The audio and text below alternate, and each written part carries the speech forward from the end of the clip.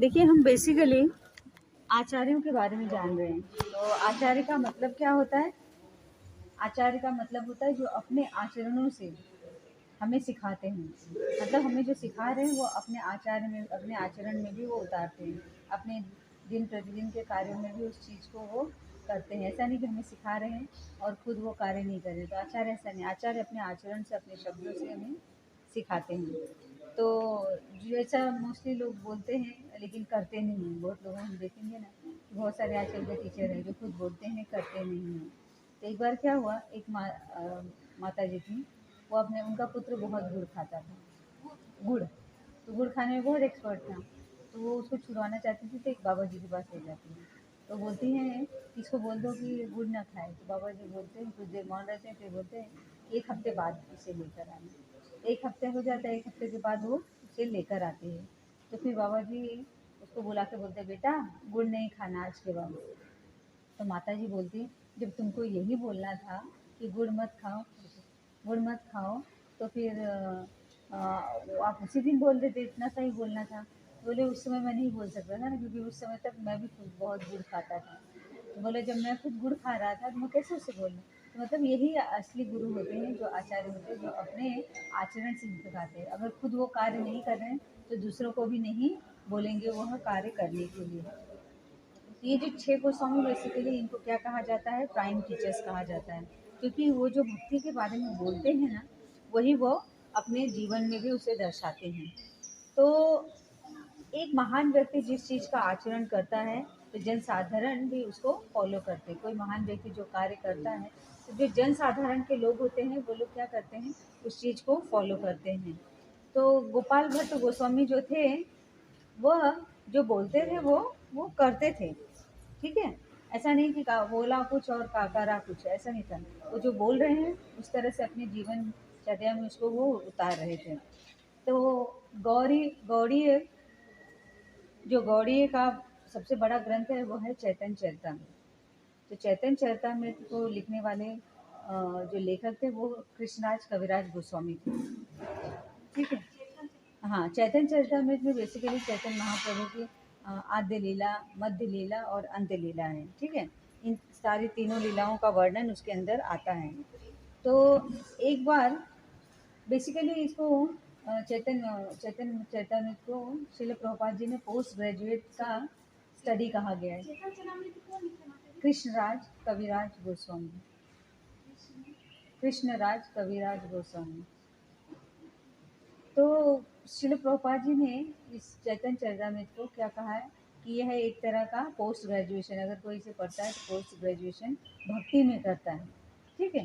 तो जब कृष्णराज कविराज गोस्वामी ये चैतन्य चरितामृत लिख रहे थे तो अलग अलग गोस्वामियों के पास जाकर उनका क्या मांगते थे? ब्लेसिंग मांगते थे।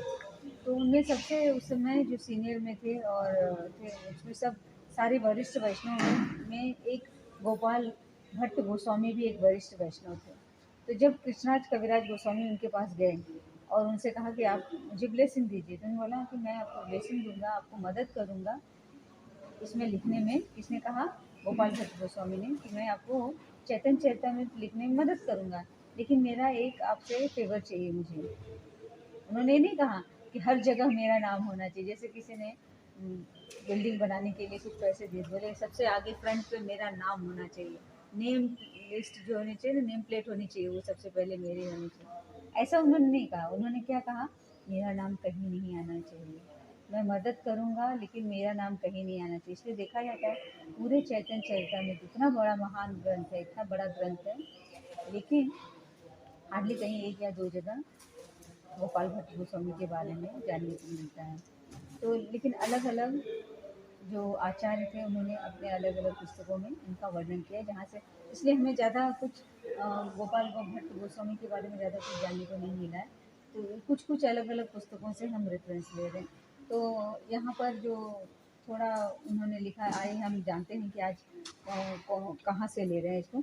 तो पहला हम ले रहे हैं कि चैतन्य चरितामृत से इनके बारे में ले रहे हैं, जहाँ पर कविराज कृष्णराज कविराज गोस्वामी जी चैतन्य चरितामृत में बता रहे हैं कि जब एक बार महाप्रभु साउथ इंडिया की यात्रा कर रहे थे 1510 में, 1510 में साउथ इंडिया की यात्रा वो कर रहे थे। तो चैतन्य महाप्रभु की टोटल आयु इस धराधाम पर 48 वर्ष थी। वो सिर्फ 48 वर्ष इस धराधाम पर रहे। चैतन्य महाप्रभु बस 48 साल रहे और उसमें से 1510 में वो साउथ इंडिया की यात्रा पे निकले थे चैतन्य महाप्रभु। और टोटल 48 साल वो इस धराधाम पे थे, उसमें से 24 वर्ष वो नवदीप में रहे, साउथ इंडिया के, और उसमें से 24 वर्ष वो नवदीप में रहे। नवदीप 24 वर्ष वो नवदीप में रहे और 6 साल साउथ इंडिया में रहे।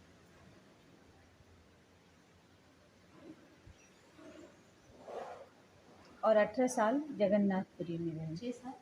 6 साल साउथ इंडिया में, 24 वर्ष नवदीप में और 18 साल जगन्नाथपुरी में रहे, साउथ इंडिया। ठीक है, 18 साल जगन्नाथपुरी में। तो चैतन्य महाप्रभु साउथ इंडिया की यात्रा पर जब निकल गए तो कई दिन यात्रा करने के बाद जब वो श्रीरंगम क्षेत्र में पहुंचे, तो जो कि बहुत ही छोटा सा शहर है और जो कि कावेरी नदी के किनारे बसा हुआ है, तंजोर नामक वो डिस्ट्रिक्ट में आता है। ये जो श्रीरंगम जगह है ये बहुत छोटा सा जगह है, ठीक है, वो कावेरी नदी के तट पर बसा हुआ है। तो तंजोर नामक का जो डिस्ट्रिक्ट है उसमें ये श्रीरंगम आता है। ठीक है, तो जब महाप्रभु उस जगह पर पहुंचते हैं, बेसिकली ये जगह जो है ना लक्ष्मी नारायण की पूजा के लिए विख्यात है। ये जो श्रीरंगम है, यहाँ पर लोग कई 100 किलोमीटर का यात्रा कर करके आते हैं इस जगह पर श्रीरंगम में लक्ष्मी नारायण के दर्शन करने के लिए। वो सेंट्रल पॉइंट है लक्ष्मी नारायण की पूजा का, मतलब लोग वहीं पर आकर के पूजा करते हैं लक्ष्मी नारायण की। तो आज भी देखें तो ये सबसे बड़ा मंदिर माना जाता है भारत का ये श्रीरंगम मंदिर आज भी बहुत बड़ा मंदिर माना जाता है। ठीक है, तो भगवान जब चैतन्य महाप्रभु श्रीरंगम पहुँचे तो वहाँ उनकी भेंट 3 भाइयों से हुई, वेंकट भट्ट, तिरुमल भट्ट और प्रबोधानंद सरस्वती। उनकी जो भेंट हुई महाप्रभु की वेंकट भट्ट श्रीरंगम में तो वेंकट भट्ट और तिरुमल भट्ट और प्रबोधानंद सरस्वती। ठीक है, तो ये जो तो तीनों भाई थे ये क्या ब्राह्मण ही नहीं थे। वेंकट भट्ट, तिरुमल भट्ट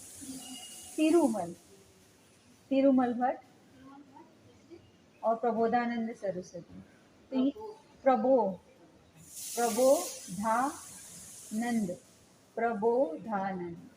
तो ये जो तीनों भाई थे ये तीनों भाई ब्राह्मण थे, लेकिन सिर्फ ब्राह्मण ही नहीं थे, वो बहुत बड़े आचार्य थे, बहुत बड़े पंडित थे, शास्त्रों के महान ज्ञाता। ठीक है, और शास्त्रों के अनुसार ही वो अपना जीवन चला रहे थे। वो बहुत बड़े तो पंडित थे, जन्म से पंडित थे, लेकिन शास्त्रों के महान ज्ञाता थे और शास्त्रों के अनुसार ही वो अपना सारा जीवन। हाँ, और उनकी बात हो रही, आगे आएंगे उनके बारे में। तो जब देखते हैं तीनों भाई चैतन्य महाप्रभु को तो इनवाइट करते हैं, उनको देखते हैं इनवाइट करते हैं कि आप हमारे घर आइए, हमारे घर पर आगे साल के लिए आइए और आपकी सेवा हम करना चाहते हैं, आपका स्वागत करना चाहते हैं, इसीलिए आप हमारे घर आइए। तो इससे हमें ये सीखने को मिलता है कि जब भी गृहस्थों का ये धर्म होना चाहिए, जो भी गृहस्थ होते हैं उनको भक्तों का क्या करना चाहिए, स्वागत करना चाहिए, सन्यासियों का स्वागत करना चाहिए, अपने घर पर बुलाना चाहिए, उनका स्वागत सत्कार करना चाहिए, उन्हें प्रसाद खिलाना चाहिए, उनको दक्षिणा देनी चाहिए। तो यह इन भाइयों ने अपने जीवन से यह हमें सिखाया। तो ठीक है, तो ये सब प्रसाद वगैरह की सेवा उन्होंने करने के लिए अपने घर पर बुलाया। अब देखिए, जब चैतन्य महाप्रभु श्रीरंगम पहुंचे थे तब चतुर्मास शुरू हो गया था। चतुर्मास आने वाला है ना, तो चतुर्मास शुरू हो गया था। चतुर्मास में बेसिकली देखिए, ये जो सन्यासी होते हैं क्या करते हैं, वो चलकर पद यात्रा करते हैं ना, पद यात्रा करते हैं। ऐसा नहीं कि हमारी तरह गाड़ी में बैठे और पहुंच गए, तो बारिश आए, धूप आए, ठंडी आए, गर्मी आए, कोई फर्क नहीं पड़ता, ऐसा नहीं था। तो पद यात्रा करते थे। इसीलिए जब चतुर्मास आता था, बारिश का सीजन आता था, तो वो जहाँ शुरू होता था वहीं वो रुक जाते थे 4 महीने के लिए। और वहीं पर बैठ करके भजन करते थे 4 महीने। जबकि बेसिकली सन्यासी लोगों का क्या धर्म होता है कि 3 दिन से ज़्यादा कहीं रुकते नहीं हैं। वो जा रहे हैं तो 3 दिन रुके एक जगह, फिर आगे बढ़ गए, फिर 3 दिन एक जगह रुके, फिर आगे बढ़ गए, 3 दिन रुके और आगे बढ़ गए। इस तरह का उनका कार्यकलाप होता था। लेकिन जैसे चतुर्मास आता था तो जहाँ पर चतुर्मास शुरू होता था वहीं पर रुक जाते थे।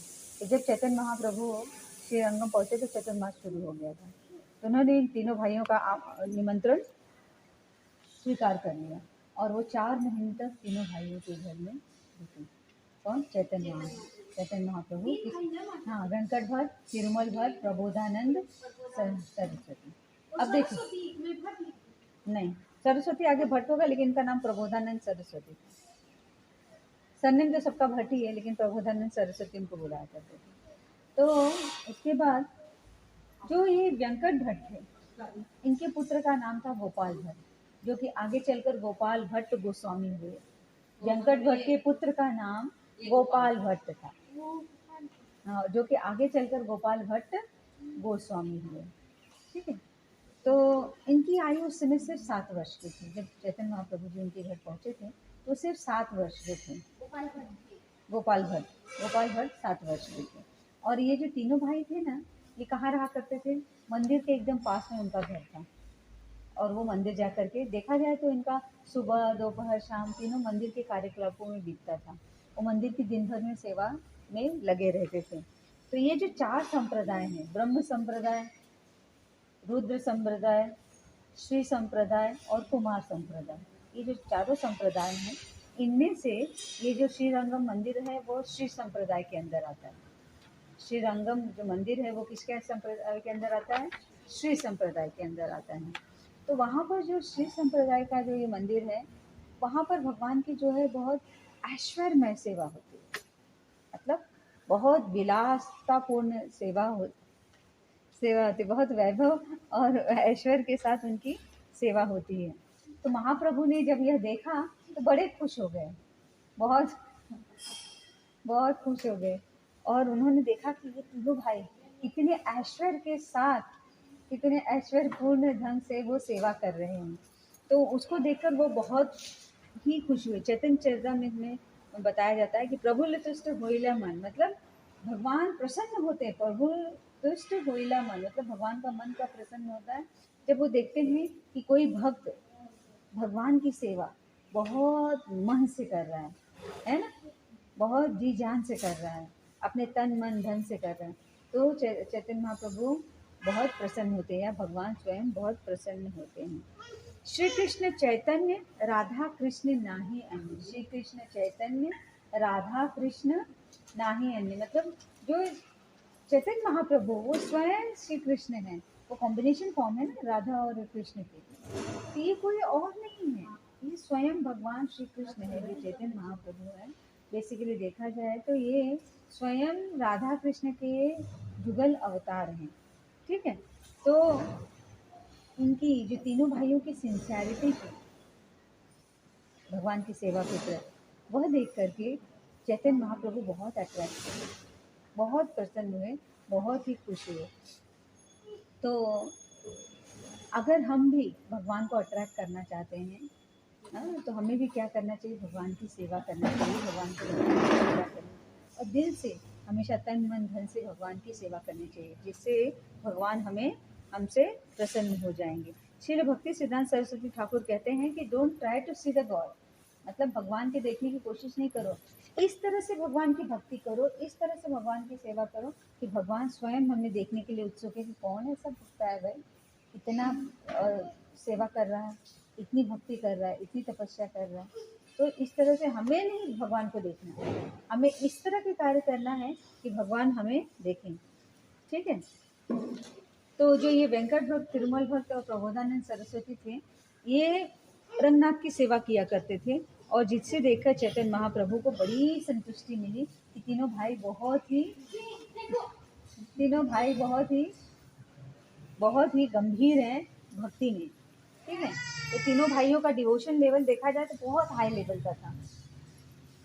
तीनों भाइयों का डिवोशन, क्योंकि ये तो बहुत ही वो सिंसियरिटी और डिवोशन के साथ सेवा कर रहे थे, प्लस बहुत वैभव में भगवान की वो सेवा किया करते थे श्रीरंगम की। तो रंगनाथ जी की। तो महाप्रभु ये बेसिकली लेकिन देखा जाए तो महाप्रभु क्या बताने आए थे? वो नहीं बताने आए थे कि वो विष्णु और लक्ष्मी की पूजा की जाए, वो तो बताने आए थे कि कृष्ण और राधा की सेवा किया जाए, क्योंकि ये सबसे हाई लेवल की सेवा है ना? तो बताने के लिए ये आए थे कि वो कृष्ण और राधा की जो सेवा है बहुत हाई लेवल की सेवा है, और यही सेवा हमें भी करनी चाहिए। ठीक है, ये टॉप मोस्ट लेवल की पूजा, इससे इससे ऊपर कोई और भक्ति नहीं और पूजा नहीं। कृष्ण राधा की पूजा के अलावा कोई भक्ति नहीं, कोई भी इसके आगे नहीं। एक बार ऐसे मजाक मजाक में महाप्रभु जाते हैं वेंकट भट्ट के पास और कहते हैं आपकी जो वो लक्ष्मी है ना, जो भाग्य की देवी है, वह हमेशा नारायण के वक्ष स्थल पर बैठती हैं, विराजमान रहते हैं, और वहाँ से उनको छोड़कर कभी नहीं जाते हैं। वह इस पूरे धराधाम की सबसे पतिव्रता नारी है, सबसे उनसे बड़ा कोई पतिव्रता नहीं। लेकिन ऐसी लक्ष्मी, वो भी हमारे कृष्ण जो कि ग्वाले हैं, गैया चराते हैं, उनका संग करने के लिए ललायित रहती हैं। ये क्या बात हुई भाई? इतनी पतिव्रता अपने पति को छोड़ के हमारे कृष्ण का संग क्यों करना चाहती? और वह संग करने के लिए वह पूरा वो जो पूरा अपना क्या कहते हैं कि ऐश्वर्य, वैकुंठ का जो दिव्य ऐश्वर्य है, उसको भी उन्होंने छोड़कर कई वर्षों तक तपस्या की थी। लक्ष्मी ने कई वर्षों तक तपस्या की थी उनको, और बहुत तप किया था और बहुत सारे व्रत रखे थे हमारे प्रभु को प्रसन्न करने के लिए। तो ऐसा जोक उन्होंने हंसते हंसते कहा। तो वेंकट भट्ट ने क्या कहा? कहा कि कृष्ण, वेंकट भट्ट ने महाप्रभु को कहा कि कृष्ण और जो नारायण है वो एक ही है, वो दोनों एक ही हैं। और मेरी लक्ष्मी अगर आपके प्रभु का संग करना चाहे तो इसमें गलत क्या है? क्योंकि वो तो नारायण ही है, वो तो नारायण ही है, सिर्फ कपड़े का फेर है। जैसे कोई जज है ना, न्यायालय में एक जज की वेशभूषा में घर पे आते ही वो वेशभूषा थोड़ी ना रहेगा, बदल देगा, लेकिन आदमी तो वही है, आदमी तो बदला नहीं। ठीक उसी तरह से नारायण और कृष्ण एक ही है। तो अगर मेरी लक्ष्मी संग करना चाहती है तो वो पतिव्रता तो नहीं हुई, वो पतिव्रता ही, क्योंकि अपने पति का ही संग करना चाहती। अलग कपड़े में है, उससे फर्क क्या पड़ता है? तो ठीक है। तो लेकिन देखिए ये कितना आराम से बोल रहे हैं, लेकिन हम भौतिक जगत में जब हमारा डिबेट किसी के साथ होता है कोई चीज़ों को लेकर, हम कितने अग्रेसिव हो जाते हैं। नहीं नहीं, यही हमारा, हमने जो कहा वो सही है, ये आपका, आपकी जो बात है आपकी बिल्कुल गलत है। तो इस इसमें ईगो डाल करके वेंकट भट्ट ने नहीं कहा, एक सिंपल शास्त्र में जो बताया गया, शास्त्र के द्वारा उन्होंने, चैतन्य महाप्रभु से वेंकट भट्ट की बात हो रही, जो वेंकट भट्ट इसके गोपाल भट्ट के पिता हैं। ठीक है। तो आगे वेंकट भट्ट बताते हैं चैतन्य महाप्रभु को कि देखिए कृष्ण में ऐसे कई गुण हैं जिनकी वजह से वो नारायण से, उन्होंने नहीं कहा कि नहीं नहीं हमारे नारायण सबसे ऊपर है, हमारे नारायण, जिसके भगवान होगा वो अपने भगवान का ही बोलेगा ना। लेकिन ये शास्त्रों को लेके चल रहे थे, बोले थे कि नहीं, जो आपके कृष्ण है ना, वो नारायण से कुछ गुणों में आगे हैं। उनमें एक गुण है जो माधुर्य रस होता है ना, माधुर्य रस। ये माधुर्य रस कृष्ण के अंदर है, वो नारायण में नहीं मिलता है। इसीलिए उनका जो है वो, इस कारण से वो नारायण से सुपीरियर है, क्योंकि यह रस नारायण में नहीं मिलता है। इसलिए हमारी जो लक्ष्मी है वह उनका संग करना चाहती है उस रस का पान करने के लिए। तो महाप्रभु ने कहा कि इसमें लक्ष्मी का कोई दोष नहीं है, हमारे प्रभु हैं ही ऐसे, हाँ, कि वो इतने माधुर्य रस से भरे हुए हैं कि वो लोगों को अट्रैक्ट कर लेते हैं, तो हर कोई उनसे अट्रैक्ट हो सकता है। तो लेकिन फिर भी आप सोचिए, रासलीला में इतना होने के बावजूद भी आपकी लक्ष्मी को प्रवेश नहीं मिला। ये सब मजाक कर रहे हैं उनके साथ।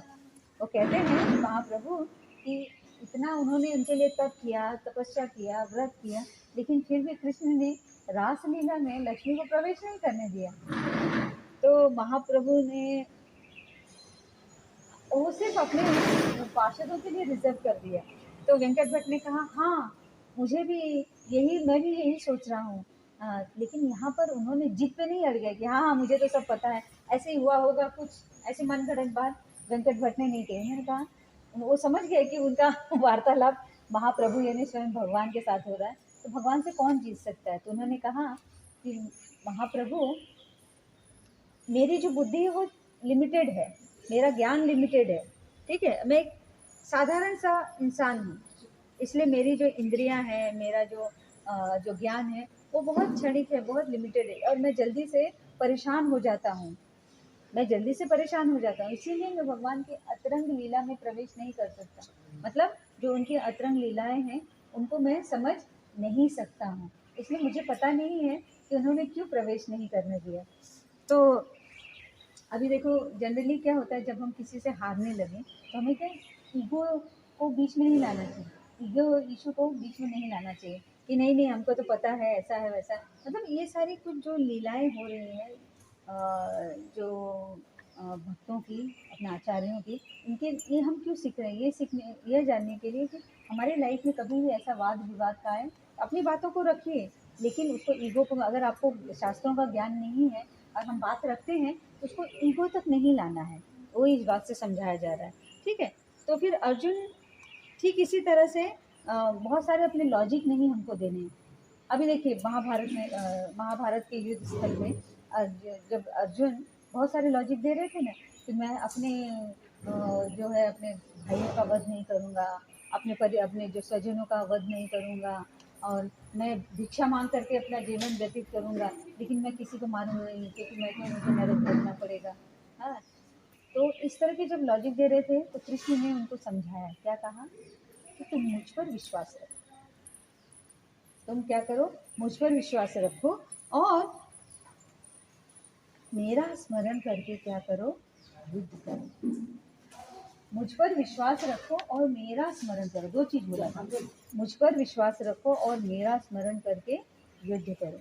ठीक है, लेकिन क्या हुआ, अर्जुन तर्क में तो भगवान से हार गया, लेकिन युद्ध में जीत गया। लेकिन क्या ऐसे उसकी बदनामी हुई, भगवान से तर्क में हार गया, अरे वो तो देखो अर्जुन था भगवान से हार गया, ऐसा नहीं, उसका और मान बढ़ा। आज भी हम अर्जुन को याद करते हैं भगवत गीता के थ्रू। ठीक है, तो उनका ओ ही बिकेम सो ग्लोरियस, उनका बहुत ख्याति बढ़ा, उन्होंने उनका ख्याति कम नहीं हुआ, उनकी ख्याति और बढ़ी। तो वेंकट भट्ट जान गए थे कि इनका जो वार्तालाप है वो साधारण मनुष्य के साथ नहीं हो रहा है, स्वयं भगवान श्री कृष्ण के साथ हो रहा है। तो उन्होंने कहा कि महाप्रभु आप मुझे बताइए, हम्म, आप मुझे बताइए कि मैं क्या करूं, क्योंकि ये बात तो मेरी समझ में नहीं आ रही है। तो अब आप ही बताइए कि रासलीला में क्यों प्रवेश नहीं है, आप बताइए। हम्म, तो महाप्रभु कहते हैं कि हमारे कृष्ण किसी का भी हृदय जीत लेते हैं। और अपनी जो उनकी मधुर लीलाएं है उसके द्वारा वो किसी का भी हृदय जीत लेते हैं, लेकिन उनका हृदय उनके भक्त जीतते हैं। भगवान, उन्होंने क्या कहा, भगवान अपनी मधुर लीला के थ्रू क्या करते हैं, हृदय जीतते हैं, सभी का हृदय जीत लेते हैं, लेकिन उनका जो हृदय है, उनका हृदय उनके भक्त जीतते हैं। जब तक उनका हृदय नहीं जीतेंगे तब तक रासलीला में प्रवेश नहीं मिलता है। तो बताते हैं कि जैसे, लेकिन इतना सबको वो भगवान होते हुए उनकी जो भगवान की जो महत्ता थी वह ब्रज में नहीं थी। ब्रज में उनको कोई भगवान नहीं मानता था। यशोदा मैया क्या उनको भगवान मानती थी? नहीं, क्या मानती थी? पुत्र। और जो ग्वाल वाले थे वो क्या मानते थे, वो भगवान मानते थे, अपने दोस्त मानते थे, सखा मानते थे। और गोपियाँ क्या मानती थी, गोपियाँ भगवान मानती थी? नहीं, वो अपना प्रेम ही मानती थी। तो देखा जाए तो उनके ये जो भगवान होते थे उनकी जो महत्ता थी भगवान की, वह महत्ता ब्रज में नहीं, इसलिए उनको कहा जाता है ब्रज नंदन। ब्रजेंद्र नंदन या ब्रज नंदन दोनों कहा जाता है उनको। तो मतलब जो भगवान जो है, जो कि नंद राज के पुत्र हैं और ब्रज में रहने वाले हैं, ब्रज में निवास करने वाले से ब्रजेंद्र नंदन कहा जाता है। तो उनके भक्त जो है उनको स्वाभाविक प्रेम से जीत लेते हैं। कहते हैं चैतन्य महाप्रभु कि जो भगवान को अगर जीतना है तो उनको अपने स्वाभाविक प्रेम से, अपने स्वाभाविक प्रेम से उनको जीत, अपने ऐश्वर्य से हम जीत नहीं सकते हैं। अपने ऐश्वर्य को दिखा करके अरे हम चलो आप भगवान को 108 भोग लगाएंगे, भगवान को सोने का मुकुट चढ़ाएंगे, इससे भगवान को जीता नहीं जा सकता है। भगवान को तो जीता जाता है अपने स्वाभाविक प्रेम से। उनको प्रेम से लाल लगाइए, उनको प्रेम से भोग बनाइए, उनको खिलाइए। वो जो प्रेम होगा ना, कुछ भी आप करेंगे उसमें जो प्रेम डालेंगे, जैसे कोई भी आप भोजन बनाइए उसमें नमक नहीं डालिए तो बेस्वाद रहेगा, है ना। खीर बनाएंगे शुगर नहीं डालेंगे तो खीर का स्वाद नहीं आएगा। ठीक उसी तरह से जब हम भगवान को, हम कुछ भी सेवा करेंगे उसमें प्रेम नहीं डालेंगे बगैर प्रेम के कोई भी सेवा करेंगे तो वो सेवा भगवान ग्रहण नहीं करते। जैसे कोई भी भोग को बगैर तुलसी दल के वो ग्रहण नहीं करते हैं, ठीक है, ठीक इसी तरह से। तो क्या है कि सबसे ज़्यादा स्वाभाविक प्रेम गोपियों के पास था। उन्होंने कहा कि सबसे ज़्यादा जो स्वाभाविक प्रेम उनको कौन करती थी, वो गोपियाँ करती थी। गोपियों में सबसे ज़्यादा स्वाभाविक प्रेम था। तो इस यही कारण था कि गोपियों के लिए वो कुछ भी करने के लिए कृष्ण तैयार रहते थे, क्योंकि उनका प्रेम ही स्वाभाविक था। इस संदर्भ में एक कृष्ण की लीला है। एक बार कृष्ण गोलोक में बैठे हुए थे और वहाँ पर नारद मुनि आते हैं। नारद मुनि आते हैं तो उनको देख करके कृष्ण ऐसे करके बैठ जाते हैं। नारद मुनि पूछते, भगवान क्या हुआ, आपकी तबीयत ठीक नहीं है क्या? अब भगवान को क्या होने वाला है, भगवान को कुछ हो सकता है? कुछ नहीं हो सकता। लेकिन भगवान लीला रच रहे थे। तो उन्होंने बोला, हाँ मेरे सर में ना बहुत दर्द हो रहा है। उन्होंने बोला, कृष्ण ने बोला नारद मुनि को, मेरे सर में बहुत दर्द हो रहा है। अब सर दर्द सुन के तो नारद मुनि बहुत परेशान हो गए। बोले, भगवान मैं क्या करूँ आपके लिए, बताइए मैं क्या करूँ, मैं ऐसा क्या करूँ जिससे आपका सर दर्द चला जाए। ये नहीं सोच रहे भगवान को सर दर्द, भगवान कोई लीला रच रहे होंगे, ये बात आई नहीं दिमाग में।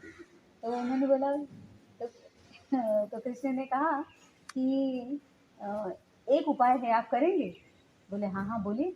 बोले, कहीं से मेरे भक्त की चरण रज ला दो, उसे जब मैं अपने मस्तक पर लगाऊंगा तो मेरा सर दर्द चला जाएगा।